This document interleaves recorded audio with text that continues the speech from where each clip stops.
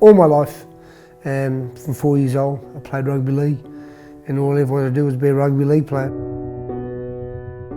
And at 17 and 18, I played Jersey for league, hoping that I would grow and be able to be a rugby league player. For some reason, I didn't grow, and I went to the youth club one day and I got introduced to boxing, and I kind of mixed rugby league and boxing at the start, and then I just stuck to boxing. I knew that I was too small to be a rugby league player.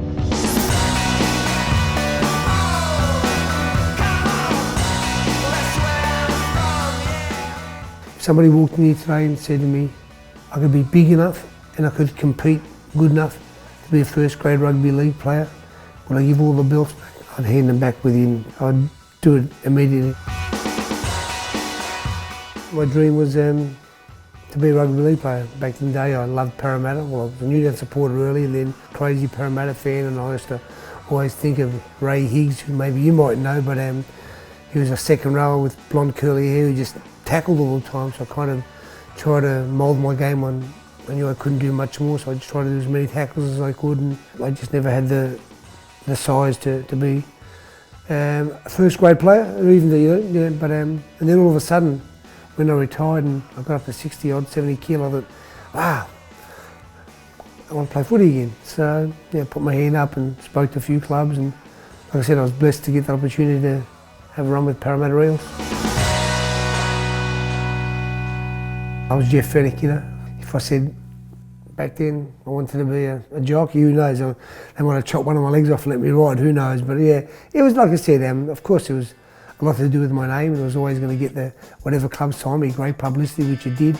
I played some A-grade games with, like I said, the Leichhardt Wanderers, and then I played a couple of reserve grade games at Parramatta, and got my jumper number 42. I was all excited when I played second grade, and wow, I'll never forget going on there, and we played against Cronulla, and I could feel these punches coming straight from the second row, hitting me, and just thinking to myself, wow, wouldn't I love just to walk at the end of the game behind the grandstand and just say, can you punch me one more time?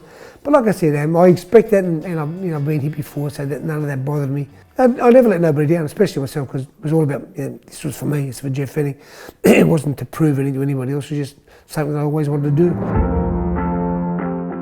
I asked permission to have a week off from being with the Parramatta team because Jeff Harding was fighting for the world title.